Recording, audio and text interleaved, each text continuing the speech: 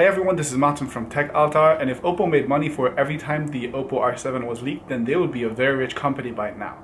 But finally the leaks are over and I'm here with a full review of the device, so let's get started. The R7 is of course the successor to the R5, which came out just half a year ago and made headlines with being the thinnest smartphone in the world. While the predecessor was crazy thin indeed, it also had just too many compromises to make it a really good investment for many people. Limited battery and storage, a protruding camera, and the lack of a headphone jack were criticized by many, and the R7 is here to fix all of those issues while retaining most of what made the R5 good. How well does that formula work? Well, continuing with the tradition, the R7 might just be the best smartphone OPPO has ever put out in terms of build quality. Solid metal, namely magnesium alloy, is found all around the back and sides, which makes this phone look and feel undeniably premium. The feel in hand is actually one of the best I've had so far, as we have nicely curved edges that make the phone comfortable to hold, paired with a solid flat metal frame which gives the phone a nice grip. Both pretty rare features for a thin smartphone. On the front you will find Gorilla Glass in the 2.5D fashion, so a slight curve makes the edges feel very nice to fondle, and also it allows the phone to spin nicely on any smooth surface. Jokes aside, it doesn't add much functionality, but feels awesome.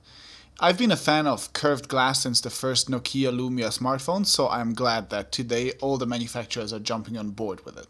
Actually, I'm sure you've noticed that the bezel-less side-to-side display technology that was leaked like crazy didn't make it to this OPPO smartphone, and instead we get bezels that look like those on any other smartphone. Especially the top and bottom part flanking the 5-inch screen are far away from being small, so maybe some device in the future will bring us what we saw in these leaks.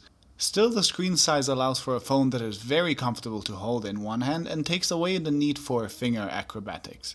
Finally, OPPO has put out a more or less highly spec'd phone that isn't a phablet, and I think they nailed the ergonomics here. The size, the materials used, and the design add up to a phone that fits and feels as good or even better in my hand than any other phone I've used so far, and it's clear that OPPO did their homework here.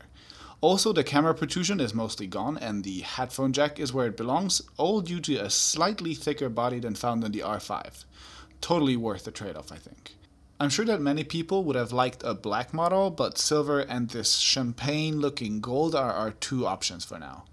At least as important as all of that is what happens when you turn the screen on. You can do that using the nicely placed and very clicky metal power button on the left or by double tapping the screen. A 1080p AMOLED screen at 5 inches is what you get here, and it's just as good as it sounds. Tons of resolution at this screen size, super punchy colors, great contrast and viewing angles, and even okay outdoor visibility. It's an absolutely killer display. OPPO's updated operating system, ColorOS 2.1, takes full advantage of the screen with its intensive colors, from the app icons to the much improved and this time around much more elegant wallpapers, and it feels like colors are attacking my retina straight from the home screen. I love it. The visual elements of this new ColorOS 2.1 are not just more colorful, but also more flat than before, and that's both a marked improvement. Following the footsteps of the R5, the menu system of the R7 also comes in a dark grey theme, which I wish was fully black to take advantage of the AMOLED screen. Anyway, ColorOS 2.1 is in my opinion a great facelift to OPPO's system, and unless you really wanted material design, it should satisfy you with its looks. It is, however, more pretty on the outside than on the inside, as on the R7 it's based on, wait for it, Android 4.4.4 KitKat. Now, the last time that was acceptable for a phone in this price range was 2014. So, to clear things up, the name ColorOS 2.1 refers to an Android skin that is more or less independent of Android versions, as it's built on top of KitKat here and on Lollipop on other devices such as the R7 Plus and the Find 7, and will eventually be updated to Lollipop on the R7 too, while still keeping the same name. So, while it's KitKat, it looks and feels nearly identical to OPPO's Lollipop software, except for some under-the-hood improvements such as app compatibility, art support, and so on. While it's practically impossible to justify the old Android version, I can at least say that the system is very stable and generally much better optimized than earlier ColorOS versions. I didn't experience any real hiccups or other issues, which is reassuring for a pre-production model, and performance seems in line with the hardware. A Snapdragon 615 plus 3 GB of RAM handle the system easily, and while this is clearly not a flagship, everyday tasks such as opening and switching between apps is snappy enough. Also, RAM usage is great as I get more than 2 gigs of free RAM with all apps closed, and that number rarely goes below 1 gig even with lots of stuff running in the background. Overall, the R7 performs very well. So clearly ColorOS 2.1 is better optimized than older versions were, and most of that comes from the fact that nearly no new features were added to this version, while a lot of unnecessary eye candy was removed. I personally totally support this direction of focusing on doing fewer things but doing them better, as all the things that were good about ColorOS are still here. Screen off gestures to quickly launch apps such as the camera, the feature-packed file manager, the network speed indicator in the status bar, tons of settings regarding what your apps are allowed to do and what they aren't, and so on. Overall, the only real issue I see with the software now is that it's running on KitKat. While an update to Lollipop is expected to come soon, it really should have been here at launch. Enough with the software talk though. What has been advertised as the main focus of this phone, other than its design, is the camera, or both cameras rather, but let's get the app out of the way first.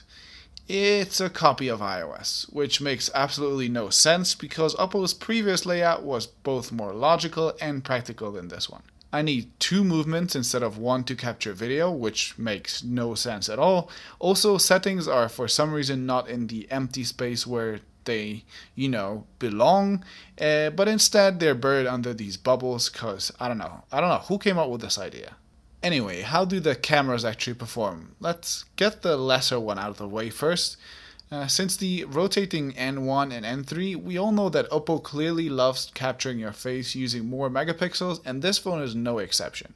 You now have an 8 megapixel sensor on the front, which is ironically the same resolution as what you get on your main camera of an iPhone, and yeah, it captures great selfies with tons of detail even in medium light.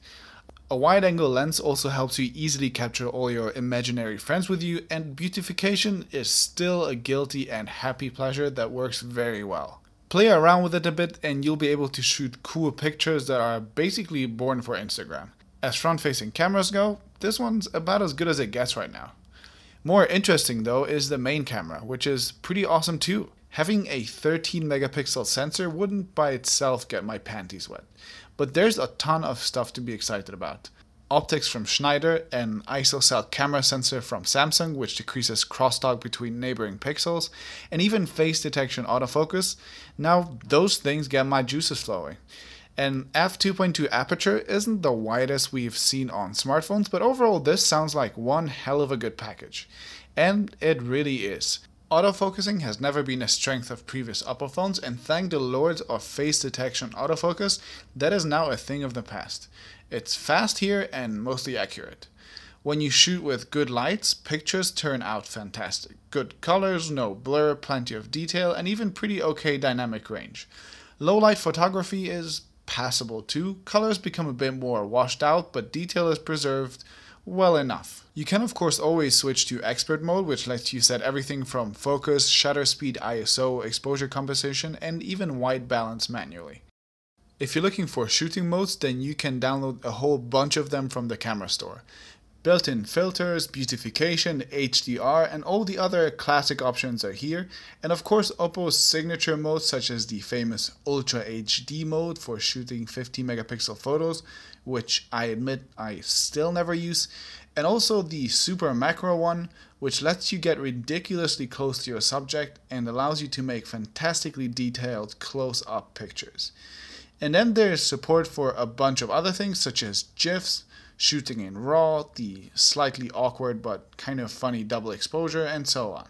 What about video? Well, swipe left to start shooting, just like on iOS, and you can choose between normal, fast, and slow lenses, in other words, a sort of time-lapse and slow motion. Now, we've been asking for a time-lapse functionality for as long as I can remember, and I'm really happy that it's finally here, but I also hope that we'll be able to choose the speed in the next iteration.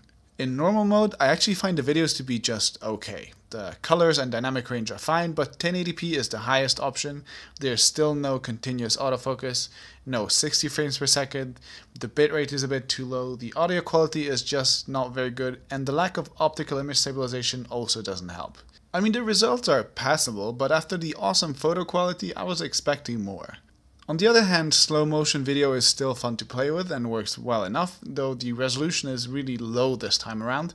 And finally, timeless videos are actually a lot more fun than I thought they would be, and the R7 shoots them well enough.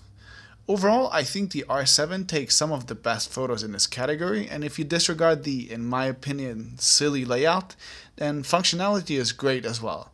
It's clear that video was more an afterthought here, but if you're like most people and you care more about photo quality, then this camera should make you very happy. What is left then is battery life, and I still can't believe what's going on here, as I was expecting the 2320 mAh battery to die early on me. Instead, I got 4 to 5 hours of screen on time with each charge and got through the day easily.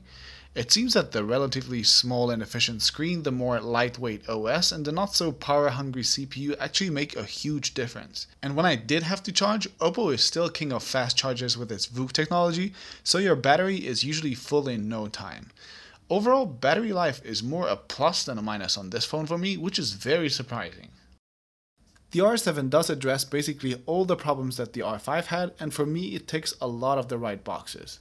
Outstanding build quality, just about perfect ergonomics at this size, an absolutely gorgeous screen, expandable storage up to 128 gigs, dual 4G SIM support, a camera that doesn't protrude but also performs a lot better, improved battery life with VOOC charging, and a much better optimized ColorOS.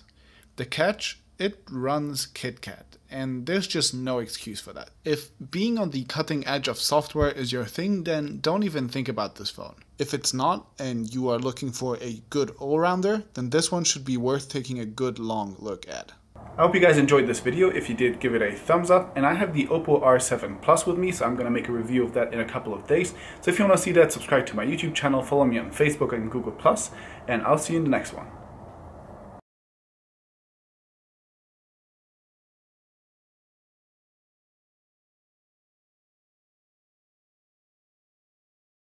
Very nice to fondle, and also it allows the phone to spin nicely on any smooth surface. Jokes aside, it doesn't add much functionality but feels awesome. I've been a fan of curved glass since the first Nokia Lumia smartphone, so I'm glad that today all the manufacturers are jumping on board with it. Actually, I'm sure you've noticed that And I'm here with a full review of the device, so let's get started. The R7 is of course the successor to the R5, which came out just half a year ago and made headlines with being the thinnest smartphone in the world. While the predecessor was crazy thin indeed, it also had just too many compromises to make it a really good investment for many people. Limited battery and storage, a protruding camera, and the lack of a headphone jack were criticized by many, and the R7 is here to fix all of those issues while retaining most of what made the R5 good. How well does that formula work? Well, continuing with the tradition, the R7 might just be the best smartphone OPPO has ever put out in terms of build quality. Solid metal, namely magnesium alloy, is found all around the back and sides, which makes this phone look and feel undeniably premium. The feel in hand is actually one of the best I've had so far, as we have nicely curved edges that make the phone comfortable to hold, paired with a solid flat metal frame which gives the phone a nice grip. Both pretty rare features for a thin smartphone. On the front, you will find Gorilla Glass in the 2.5D fashion, so a slight curve makes the edges feel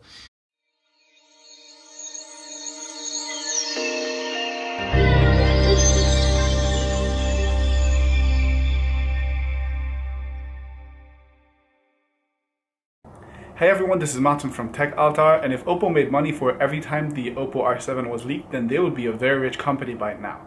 But finally the leaks are over.